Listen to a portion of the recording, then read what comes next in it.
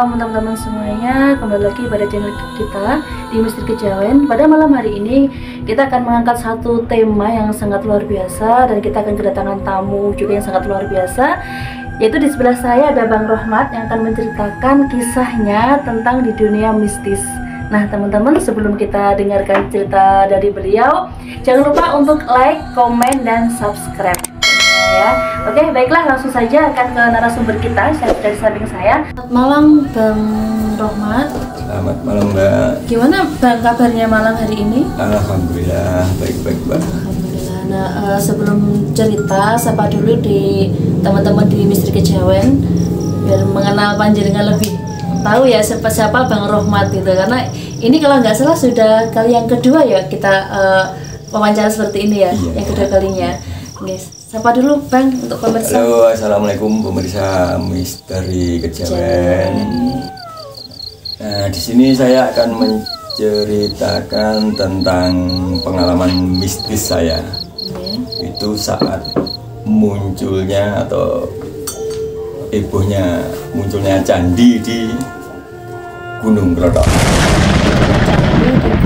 Gunung Klothok. Berarti itu untuk lokasinya di sebelah mananya Gua Selomangkleng itu? Itu sebelah selatannya Gua Selomangkleng Mbak. Tepatnya pas di atas sebelah selatan, di atasnya tempat itu Mbak, untuk kolam renang ya. Pemandian. Oh, yang pemandian ya. Itu berarti sekitarnya situ nggak? Iya, sekitarnya itu. Cuma itu posisi adanya candi itu kan di atas, di gunung gitu loh. Nah saat itu kan lagi booming lah keluarnya candi itu kan lagi heboh. Itu kejadiannya kira-kira perkiraan berapa tahun yang lalu? Kira-kira 2 tahun, 3 tahun? 5 atau 3 tahun? 3 tahun yang lalu lah. 3 tahun yang lalu ya? Iya. Seperti itu. Geng. Nah saat itu kan lagi viral-viralnya keluarnya candi ya.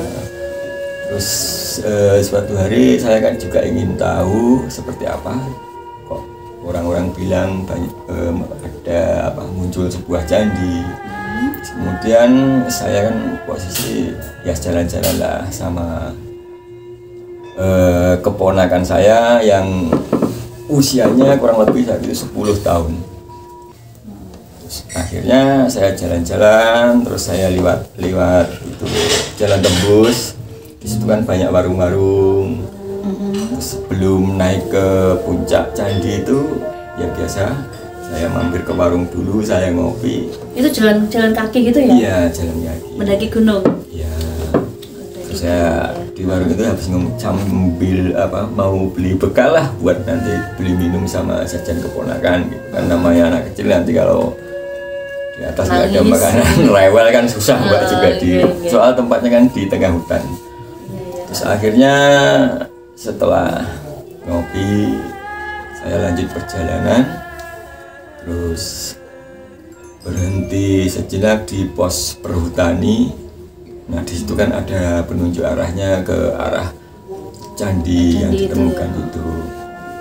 Berjalan, situ kan jalannya juga naik turun melewati sungai kecil, terus jalannya nanjak lagi. Nah, setelah dekat dengan candi itu ya kira-kira 200 meteran lah Mbak. Tiba-tiba itu keponakan saya itu menunjuk ke arah candi itu. Dia sambil bilang itu katanya di situ banyak orang kerja lagi membangun rumah. Nah terus saya juga bilang mana nggak ada apa-apa, namanya anak dia tetap ngeyel sampai dia tetap bilang kalau di situ banyak orang. Bisa ada yang besar, ada yang kecil, ada wanita, ada anak-anak, rame katanya seperti itu. Itu ngomongnya jelas ya berarti ya? Jelas, jelas. Soalnya saya tanya yang mana, itu ada banyak juga anak kecil, ada yang wanita, ada bapak-bapak, ada kakek-kakek, pokoknya intinya rame lah di situ. Kayak apa? Seperti perkampungan gitu ya perkiraan dilihatnya itu ya? Seperti orang gotong royong terus bangun rumah gitulah Mbak. Terus saya kan juga penasaran, akhirnya ya berani nggak berani, bilang takut ya takut, bilang enggak ya enggak. Akhirnya saya karena rasa penasaran saya, akhirnya saya maju terus mendekati candi itu. Nah semakin dekat keponakan saya itu, dia semakin apa ya, berkata terus kalau di situ banyak orang gitu loh. Akhirnya saya kelilingi sekitar candi itu, saya lihat, bahkan saya sampai naik di atas candi itu, nggak ada orang sama sekali. Sama sekali nggak ada orang ya? Saya turun lagi, saya bilang kepada keponakan saya, mana nggak ada orang, ada itu banyak jalan-jalan, ada yang bawa batu, ada yang bawa cangkul seperti itu. Ya terus akhirnya lama-lama saya ini juga takut enggak. Jadi saya itu bukan takut sama mungkin sosok apa yang diketahui keponakan saya. Yang saya takutkan kan kalau orang di desa itu kan terkadang nanti nggak bisa, kalau malam gitu nggak bisa tidur. Nah, posisi itu kan yang saya takutkan itu. Tapi itu anaknya nggak nangis ya? Enggak, dia itu waktu mendekati candi itu dia malah agak senang. Sambil tertawa-tawa, katanya banyak temannya, padahal di situ nggak ada orang sama sekali gitu. Terus akhirnya ya itu tadi saya takut, saya ajak turun. Ya setelah turun terus kami itu istirahat di bawah pohon lah sambil makan dan minum bekal yang saya beli dari warung tadi. Terus akhirnya keponakan saya itu menunjuk ke arah atas sebelah barat. Di situ kan ada jalan setapak yang menuju ke tempat sumber lu. Kalau orang warga sekitar sini menyebutnya sumber lu. Berarti itu letaknya ada di sebelah selatan candi. Sebelah barat. Sebelah barat. Sebelah barat candi. Ya lumayan jauh lah kalau dari candi, umpama kita jalan kaki setengah jam mungkin baru nyampe. Berarti jauh ya? Ya lumayan jauh. Akhirnya ya saya nuruti keinginan keponakan saya jalan ke atas, naik ke atas. Nah di situ ada kejadian aneh lagi Mbak. Iya. Setelah hampir sampai tempat itu ya kira-kira 100 meteran, tiba-tiba keponakan saya itu menunjuk satu apa seperti apa batu yang apa ngarannya Jawa Blumbangan gitu. Blumbangan tuh berarti ada air yang tertampung di situ loh Pak, di sungai kayak itu, bangunan kota gitu. Agak dalam bila cuma pinggirnya kan ada batu-batu gitu. Itu apa yang sumber tadi? Belum nyampe sumber berarti ya? Itu masih sebelumnya. Bawahnya sumber lu itu tadi. Nah, setelah itu keponakan saya itu menunjuk, katanya itu di atas batu itu ada wanita hamil sedang menggendong bayi. Hamil menggendong bayi? Iya. Saya lihat kan ya, saya merasa nggak melihat apa-apa. Akhirnya saya penasaran Mbak. Saya lebih mendekat, keponakan saya itu akhirnya ketakutan. Katanya bayi yang digendong perempuan itu nggak ada kaki sama kepalanya. Banyak darah gitulah katanya. Saya sendiri kan nggak melihat. Nah saya ingat-ingat kok saya itu teringat dulu kan di tempat yang ditunjuk keponakan saya itu pernah terjadi ditemukan mayat. Itu seorang wanita yang sedang hamil kira-kira 8 bulan apa 7 bulan gitu loh. Terus akhirnya saya teringat itu, ya saya akhirnya takut. Loh, kok yang ditunjuk itu kok tepat terjadinya pembunuhan itu? Posisinya kan juga posisi hamil wanita itu dibunuh.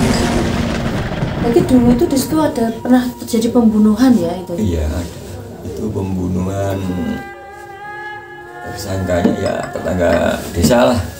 Oh, atau mungkin intinya ceritanya itu dia itu punya pacar, terus ceweknya itu hamil, mungkin nggak mau tanggung jawab, akhirnya dibunuh di situ. Oh, terus itu nampak di anak keponakan yang jenengan tadi gitu ya? Iya. Hamil posisi dengan menyusui bayi, menggendong bayi, gitu. Tapi posisi perutnya masih besar. Masih besar. Tanya begitu. Setelah saya ingat itu, keponakan saya tapi takut, tapi ingin melihat terus. Tapi kan akhirnya saya juga yang punya pikiran yang enggak kepada keponakan saya masih kecil. Terus akhirnya dia saya ajak turun. Setelah turun agak jauh dari tempat itu, keponakan saya nangis. Padahal itu siang hari ya, kok bisa nampak ya, namanya juga anak kecil, mungkin feelingnya lebih tajam ya daripada kita. Terus setelah melihat wanita itu, anaknya itu nangis atau gimana? Nangis minta jajan atau nangis ketakutan? Waktu di atas sebelum saya ajak turun itu dia menangis seperti ketakutan, Mbak. Tapi habis nangis ketakutan, dia itu senang katanya ada temannya bermain. Yang kecil itu tadi. Iya, padahal kan nggak ada orang sama sekali. Nggak ada sama sekali ya.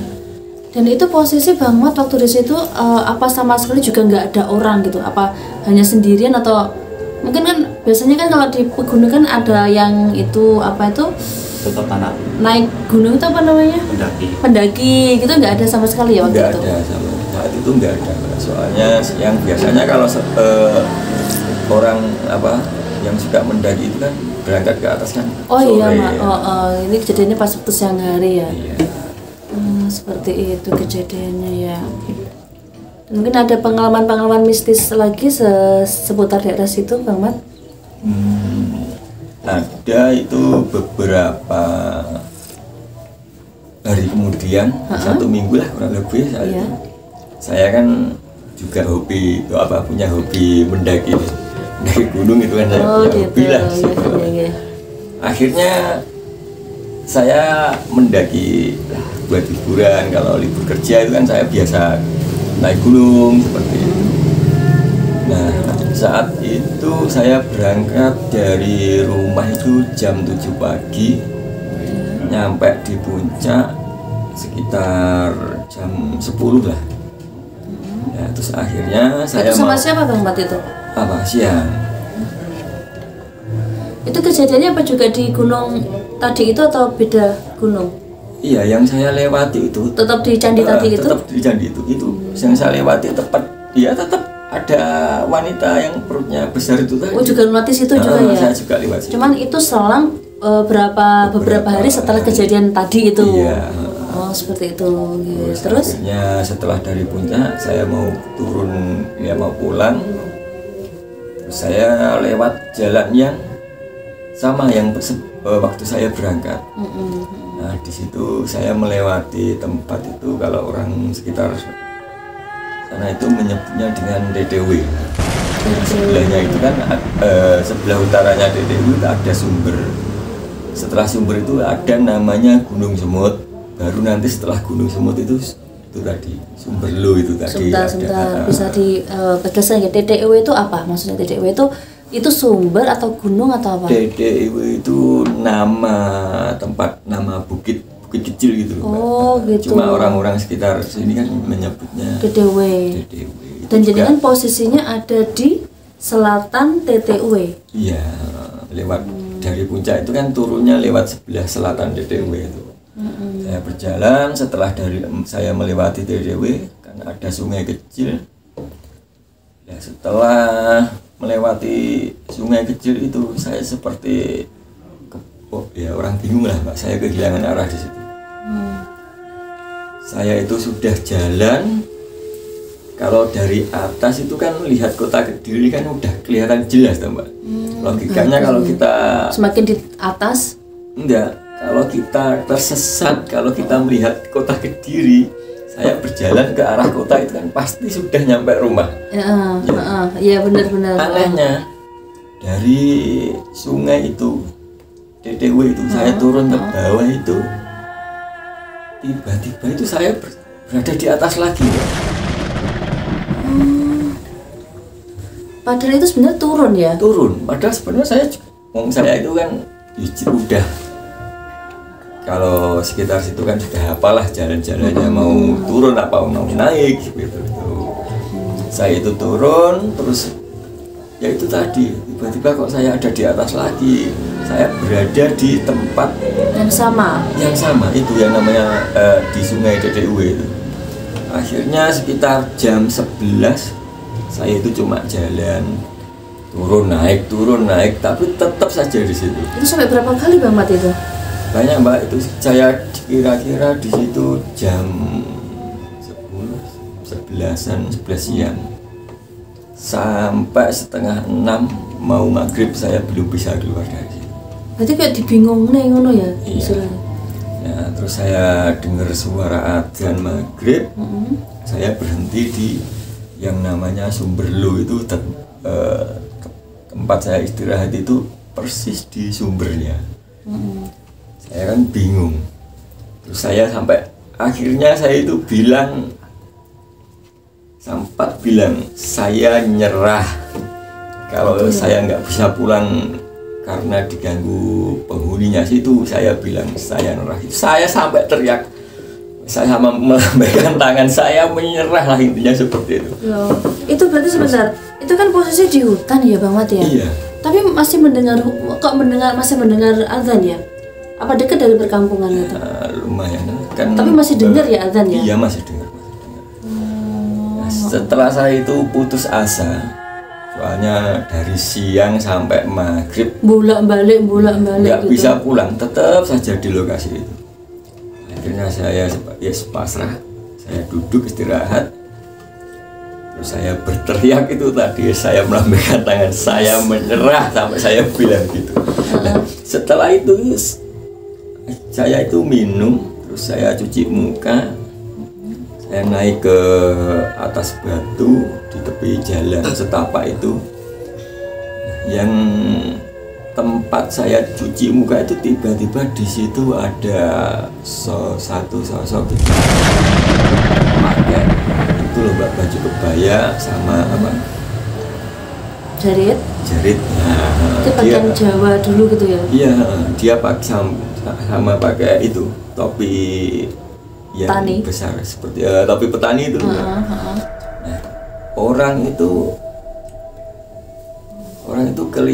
saya lihat itu ya, kalau wajahnya nggak jelas, tapi saya lihat itu saya bisa memastikan dia itu seorang perempuan, soalnya saya lihat dari pakaiannya, bajunya. Terus saya datangi, itu surup ya kejadiannya? Iya, maghrib. Akhirnya saya tanya sama bukan orang sebenarnya, kira-kira loh, saya tanya itu dia berarti ada orang pas itu? Kok tanya orang? Saya tanya itu tadi orang yang pakai itu loh Mbak, orang tua yang pakai topi petani itu tadi. Capel tadi ya? Dia tetap menunduk, nggak melihat nggak menunjukkan wajahnya lah. Saya tanya, Mbah, kalau Mbah ini manusia, saya minta tolong bisa Mbah antar saya pulang. Kayak gitu. Dia diam. Saya panggil sampai 3 kali. Dia itu tetap tidak menjawab. Terus akhirnya saya bilang, kalau Mbah bukan manusia, kalau Mbah mungkin penunggu area sini, jika saya punya salah atau mungkin saya tadi mengganggu Mbah, saya minta maaf. Saya minta tolong, Mbah tunjukkan jalan, saya mau pulang. Nah, sosok itu nggak menjawab Mbak, dia cuma menunjuk itu ke arah timur. Di situ ada jalan yang saya lewati, terus akhirnya saya sampai atas lagi. Bolak-balik itu ya. Setelah ditunjuk itu, saya melihat jalan yang ditunjuk, saya menengok lagi, orang itu nggak ada. akhirnya sosok goib itu berarti ya Bang ya? Mungkin ya sosok goib lah. Akhirnya saya lewat jalan yang ditunjuk sama Mbahnya tadi. Nggak sampai 10 menit saya udah nyampe rumah. Padahal kalau saat kita berjalan dari rumah ke situ sampai ke tempat itu berapa jam kira-kira?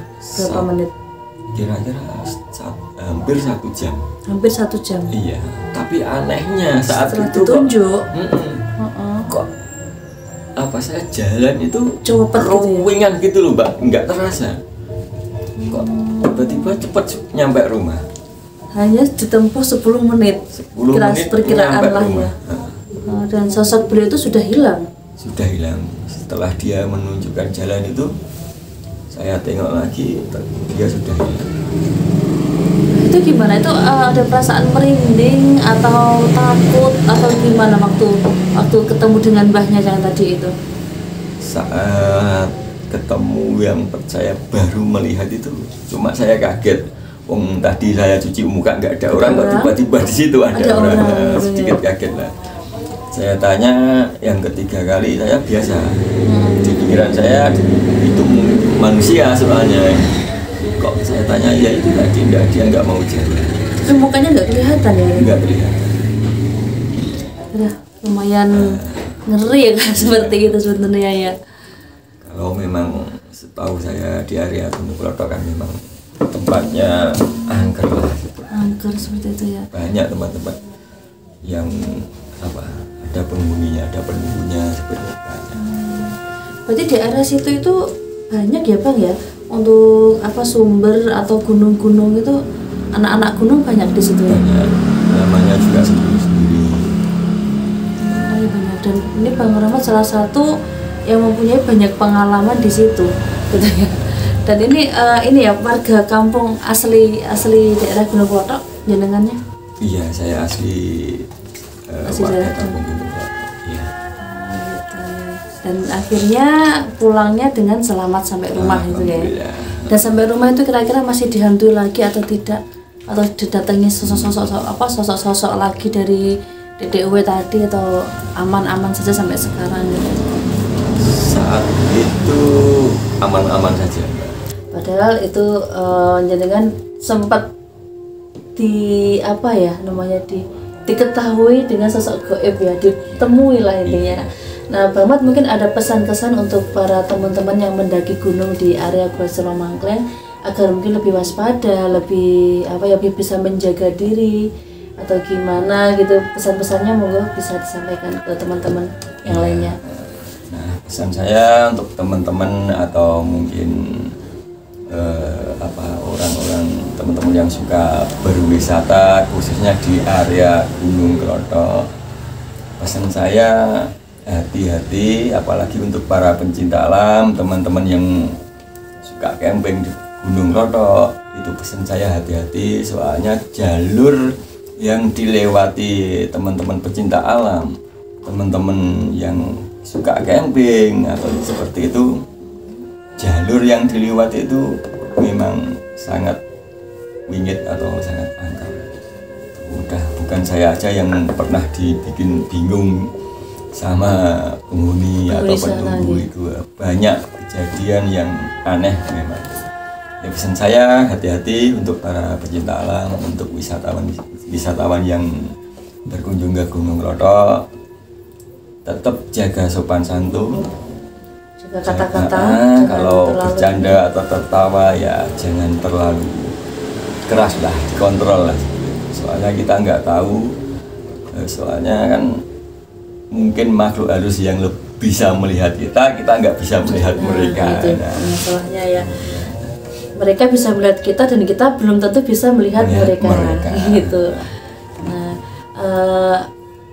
itu ceritanya sudah ya Bang Mat ya, lebih seperti itu. Mungkin teman-teman yang ada di rumah, kita nanti akan melanjutkan cerita Bang Mat. Saya yakin beliau masih punya cerita-cerita yang lebih misteri lagi tentang tadi ya, ceritakan sekilas tentang Gunung Semut ya.